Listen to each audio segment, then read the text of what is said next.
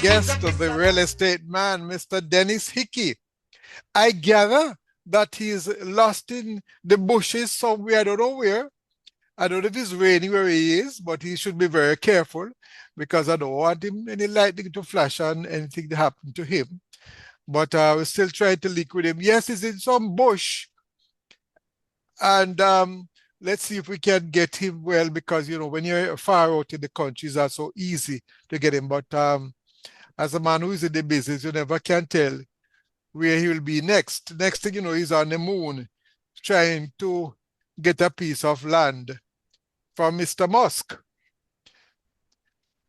Let me see, my friend, Mr. Hickey. How are you, Vernon? Good afternoon, listeners. Where the bush do? Bird shooting up? What are the bush doing? I have a client who came in from the US this morning to look at some lands I'm selling in St. Anne. Almost 80.5 acres. So we're walking with machete and chopping path and looking at the boundaries. And so my apologies for being in the bush, but that's I'm being real. No. That's being real, master. That's being real. So yes. I love this. That is broadcasting at its best. Just tell us where in the bush you are, what you have to involve. I'm at a place called Tanglewood above Priory. Yes. Client is interested in this land to do a subdivision. And so we're here providing guidance on the terrain, guidance on the marketing. Right. Guidance on what the market wants. So we are here. I'm on the job. You're on the job. And since you're talking about a place in the bushes there, we have to make sure that the land is suitable for building on. So I guess you have to get the professionals to check that out. Absolutely. Professionals have done some parts of it already. Yes. And then I think he's interested. He's going to buy. I'm going to earn. Hickey Grant is going to earn some money. I'm going to earn some. That's what it's all about. And when you earn some money, you have more time to support us. So we're happy for that. Certainly. And that's what the business is all about. Yes.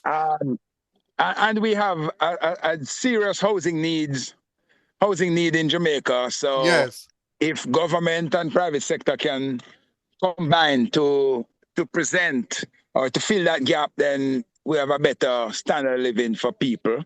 I just indicated to the potential developer that we need to consider that in Jamaica we don't necessarily have a price problem. What we have is an income problem. So sometimes what looks expensive is only expensive because people's income can't allow them to afford it. So there is a consideration to determine what you build and what you provide and the price point in which you build.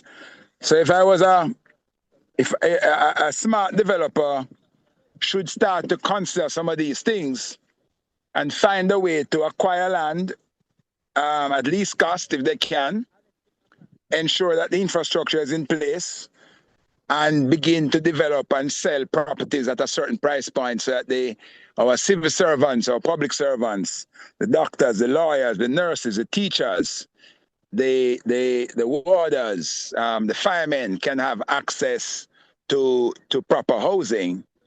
And of course, good housing starts with manage and control expansion. The start is what is important sometimes. You don't have to buy a mansion, but you can eventually convert what you buy into your palace. But that is the question that I have for you. I guess you have to make sure that if you are going to have a housing development there in rural Jamaica, how will those people sustain themselves economically? What is there in that area so that they can live there and maintain their houses and maintain themselves economically? So two things, Vernon. The road network that started years ago and has continued over successive government has allowed for easier commute.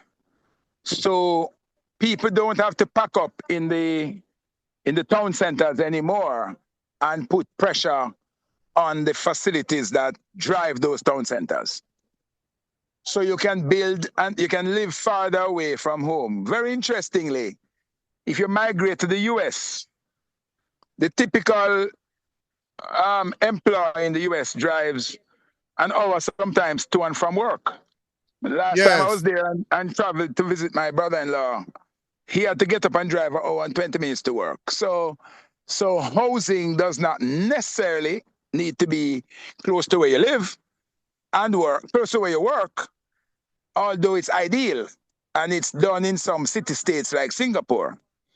So the network of roads, and the more we improve the road network, the easier it is to live a little away from the town centers. That's one. Two, the North Coast residences is far from being satisfied for the hotel workers. And so that is a challenge for the country to develop housing for the tourism sector. Mr. Because, Hickey, I yes, understand that one of the reasons for squatting is because there have been no housing or little or no housing development for that sector in terms of those workers in the hotel sector. you're absolutely correct. Because once the guy or the lady gets the job, sometimes they're followed by the spouses.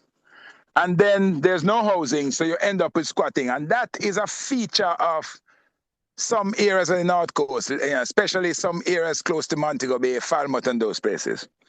Anchor, for I example. have, yes, and I've seen announcements where the government has announced plans, but private Yes. sector should also look to see where they can also capitalize on those demand and try to fill that gap. So it's important to find housing and affordable housing. Now, what you find happening to a large extent is that what is being built for investors. For the second, the guy who already owns a house but is looking for something to invest. And that's also a necessity. Right. It's necessary. Yeah, I'm sure. I'm wondering. I hear you stuttering, have. Dennis. I hope ticks and lice not bite you in the bushes there, though. So I wonder No, what if you're scratching. I'm struggling with the calls that are coming in. I have to be killing them. My apologies. But Oh, I you, see. They hear you yeah, on the radio. They think you have a place to right. get. I But hear you. you have to you need to have a mix. You need to have a mix of, Yes. even for example, the tourism product, the tourism characteristics of the tourist that comes here is changing. There are some people who don't want to go into an all-inclusive, although it's convenient to just pay one money and get the food and everything. So there are people who would buy an apartment or buy a villa, Yes. Uh-huh. and still come in, rent it out sometimes, but have a place where they can come and be, you come as a tourist, but you get to go out. I tell you what, hold that point. You see, we're going to go for a Yes. short musical break. And when we come back, well, those who get involved because you are involved, at least we should be assured that when it comes to the land and subdivision, I'm sure you'll make sure that all the proper approvals will be obtained from the parish council. So it's that a little man doing a little thing, and then you go by place, and next you know that the approval hasn't gone through, or the sewer system is not working, or the road has not been passed. That's not what we're about. We're about real planned and sustained development. Exactly. Gonna go for the break, some music and come back, and then you tell us about Hickey in the bush, trying to work with some developers there, and you never can tell, some more houses will be available. So we come back, just remind us exactly where you are so we can know where there's a possibility of another new housing development. This is Spot On with Vernon Darby. My guest is Dennis Hickey. So come back.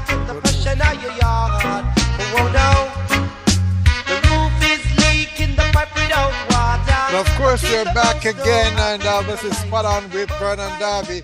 And my good friend, Mr. Dennis Hickey, is all the way there in the bushes, and he doesn't want to tell me the truth whether ticks and lice and bite him up. I don't know. I'm just begging pure trouble. You know, Vernon, the last visit I did some weeks ago, yes, somewhere out in Golden Grove. Right.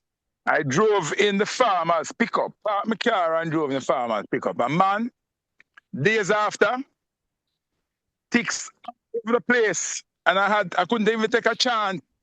They were all over my skin. You know And about kerosene oil, man. You must travel with your kerosene oil. I hear that's a good thing. but I didn't even realize, and I couldn't take a chance with my dogs, so I had to go get them some next guard, all of them to get because. But it's part of the course. It's part of the life of a realtor. By the way, this is a spur of the moment, I must say. The developer one, if you be willing to just come on for just a minute, or the potential developer. They've walked far away from me because I didn't want to lose the signal. Yes. But we'll have some opportunity for that, Right, because I tell you, I love this when you're in the field. Just remind us where you are. Is it raining there? I'm in Tanglewood, a subdivision called Tanglewood, which is overlooking Prairie. Yes. A beautiful view. He's yet to be convinced whether he's going to sell lots or going to do some housing development on it. It's going to come down to the numbers. Mm-hmm. My job is to provide the land and the guide. And that's what we're doing now. Right. So you keep us abreast of that.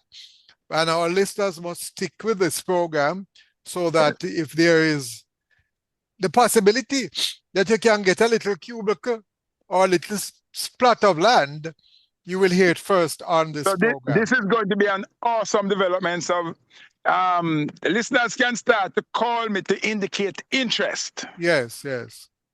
And then we'll keep their names, and then we'll always be able to come back to them when the time is nigh. And this is what the media is for, to keep our listeners informed, to keep them abreast of what is happening. And absolutely. So they can, and that's why we work with professionals like you. Let me tell you something. I wish I could reach to the whole nation, because I am telling you, there is quite a number of persons have really messed up themselves because they don't understand the business, not just in real estate, but in health matters and other matters. And people need to understand that the media, and tomorrow is World Press Freedom Day, by the way, the media playing its role as to educate people is very important. Is that the social media, just chat? Absolutely. Mainstream media, because mainstream media does the research. Yes. And does the fact checking. Right. And it's always important to not just rely on social media. Half of the time, well, I don't know if it's half, but many times you get information and the information has not been fact checked. Exactly. But mainstream media is very mindful of providing information that has authenticity. And I must tell you, this is the only program that have quite a number, for years now, quite a number of persons who are professionals who can give professional guidance. So those who want to go make mistake and lose their money, as I said, today. Tell us how we can make contact you, my friend. And of course, I'm excited to hear which part of the country, which bush you're going to next time. And to be reporting from us. When I'm doing that on a Friday, I'll let you know. Yes. I am available at 876-999-4439 and look for Hickey Grant on Instagram and you'll find us. But you didn't close off properly, man. You should say Hickey from the bushes of come on. Hickey representing Hickey Grant, coming in from the hills of St. Anne overlooking Prairie, beautiful view of the sea, in a development called Tanglewood. Look out for us. There will be more to come. Thank you very much, my brother. You have a wonderful day, and I trust I was very excited by that. This is what you call radio at its best. Real thing, you're out there with your developer and telling us as is, except when you tell us if anything's bite you or not. Not yet. So you don't know until you go in and you start to feel them. I hear you. Take care. Dennis Hickory, all the best. Until next week. Have a wonderful weekend to you, your staff, and your listeners. Same to you, my brother.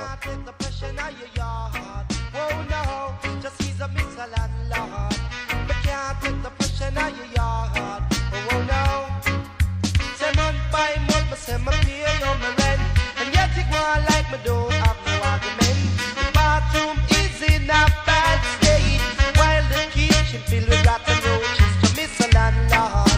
But can't take the pressure on your yard. Oh no, just he's a miss a landlord.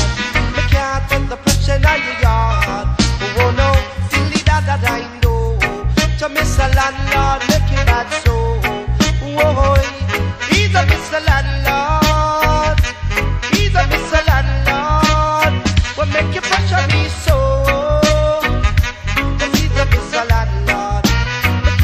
the pressure